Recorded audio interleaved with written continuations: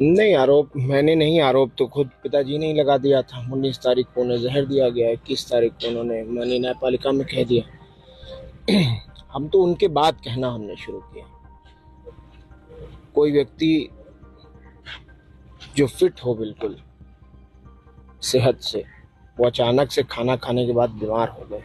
उनको महसूस हो गया, उन्होंने लिखित में दिया माननीय न्यायालय में, और वही हुआ कि 26 तारीख को तबीयत इतनी बिगड़ गई, आउट ऑफ कंट्रोल, कि मूर्छित अवस्था में जब वो बेहोश होकर गिर गए तो उनको ले जाके मेडिकल कॉलेज बांदा में एडमिट किया, और डॉक्टरों ने उन्हें गंभीर पाकर आईसीयू में एडमिट कर लिया।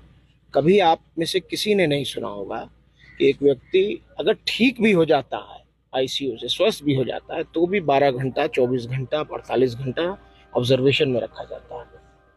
4 बजे भोर में 26 तारीख को आईसीयू में, और 5 बजे शाम में बांदा की तन्हाई बैरिक में, जेल में। कहीं सोचा है किसी ने ऐसा हो सकता है? कुछ नहीं। तो इसलिए इल्ज़ाम तो जो हमने लगाए हैं वो तह बतह खुलते जा रहे हैं, तह बतह वो साबित होता जा रहा है। और एक दिन उन्होंने किसी तरह गुजारा है। 28 को मेरी उनसे वार्ता हुई, लगभग 4 बजे उनकी इंतकाल होने से 3 घंटा पहले या 2 घंटा पहले। आपका फोन जो एक वो सब वायरल है, सब जान रहा, देख ही रहे हैं सब लोग।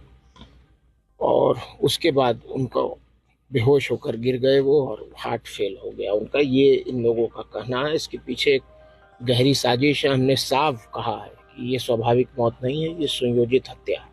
अब्बास अंसारी से मिलने गए थे आप? जी, मिलने गए कैसी थे। रही हमारे मुलाकात? बड़े भाई हैं, विधायक हैं, जेल में बंद हैं, एडमिनिस्ट्रेटिव पावर है, डीएम को नहीं आने दिया गया, स्टेट चाहता ला सकता था, नहीं। इत्तेफाक था कि माननीय उच्चतम न्यायालय सुप्रीम कोर्ट बनती, वरना निश्चित रूप से वो यहाँ होते उस दिन। ये मुझे यकीन है अपनी न्यायपालिकाओं पर। लेकिन चलिए, नहीं आ पाए, अब आगे के लिए हम लोग प्रयास करेंगे। स्वस्थ हैं, ठीक हैं, बहुत ज़्यादा हिम्मत से क्या हैं, कह रहे? बहुत साबिर हैं, बहुत सब्र कर रहे हैं। कहेंगे क्या यार, पुत्र के लिए पिता सब कुछ होता है भैया। आप खुद सोचो, आप भी किसी के पुत्र हो गए।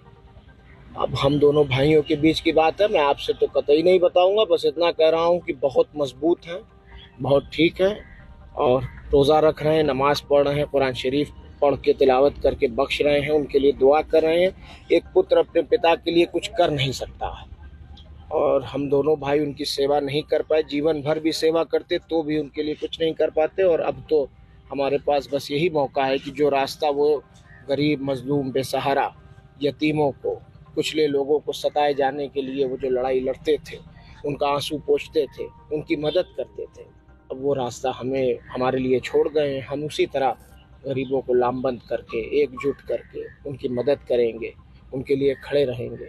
यही आशा और यही उम्मीद हमारे सीनों में है। उमर, एक सवाल छोटा सा है कि तमाम लोग आ रहे हैं, उनकी कब्र पे फातिहा पढ़ रहे हैं, वीडियो कॉल के जरिए लोग जी, मुख्तार अंसारी का दर्शन कर रहे चलिए, हैं। सच तो बताया आपने कम से कम।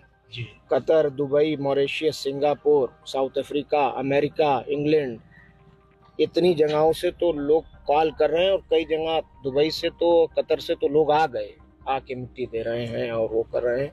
और वो तो एक अलग बात है। जो गरीब जनता है पूरे 7-8 जनपदों में, बहुत ज़्यादा दुखी है। बहुत लोग 3-3 दिन, 4-4 दिन तक तो खाना नहीं बना, लोग दही खा के रहे हैं। और हर वर्ग में ये हाल है, हर वर्ग में। और उस दिन का जो जनाजा था, वो सही कहा विधायक जी ने अभी, कि उस जनाजे ने, उस मीडिया के जो प्रोपेगेंडा था माफिया और गुंडा कहने का, उसका भी जनाजा उसी दिन निकाल दिया।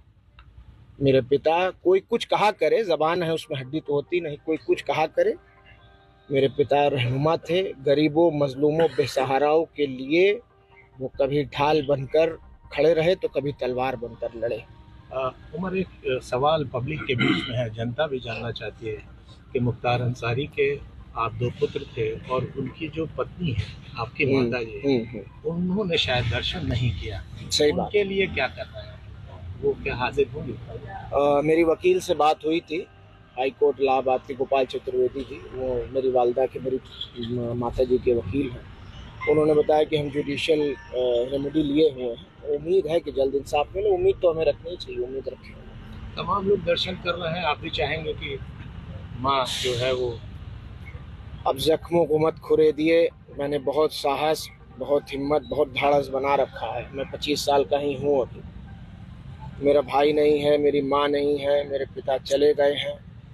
लेकिन आप माननीय लोग जो पिताजी के साथ रहे हैं विधानसभा में, एमएलसी लोग, विधायक लोग, वह तमाम नेता लोग फ़ोन करके बहुत लोगों ने बहुत प्यार दिया है, हिम्मत दी है, साहस दिया है, और सबने कहा है कि बेटा तुम अकेले नहीं हो और तुम्हारे पिता की हत्या हुई है और हम इस लड़ाई में तुम्हारे साथ हैं। कानूनी रूप से हम अपनी लड़ाई को जारी रखें।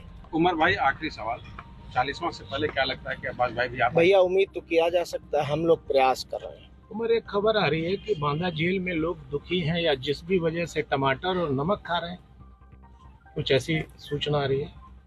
एक सूचना आपको नहीं होगी, मैं दे दूं। जिस दिन उनको पंजाब से ले आया गया था बांदा की जेल, उससे पहले वो बांदा रह चुके थे, फिर पंजाब चले गए थे।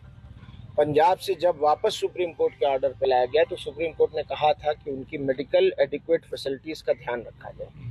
और जब बांदा की जेल लाया गया था तो बांदा की क्यारी में, जेल की क्यारियों में कोई फूल नहीं बचा था। ये बात किसी को पता नहीं, मैं आज खोल रहा हूँ इस राज को। कोई फूल नहीं बचा था। वहाँ के कैदियों ने, जब वो अंदर घुसे हैं जेल के, तो सारे बंदियों ने, उस वक्त जेल खुला हुआ था, सुबह के 6 बजे उनको जब दाखिल किया गया, जेल खुल चुका था, तब तक जेलर के कमरे में बैठा हुए थे। सारे कैदियों ने फूल सारे तोड़ के क्यारियों से और उनको फूलों की वर्षा उनके ऊपर की थी। गरीब, मजलूम, बेसहारा, कहीं भी किसी जनपद, किसी जगह, मेरे यहाँ लोग केरला से भी अभी आए हैं, महाराष्ट्र से और राजस्थान से मोटरसाइकिल से लोग आए हैं, झारखंड से मोटरसाइकिल से लोग आ रहे हैं। तो जाहिर बात है कि लोग दुख में होंगे, और कुछ भी गम में, इमोशन में आदमी कर सकता है। मुमकिन है कि ना खाना खा रहा है, मैं मानता हूँ इस बात को।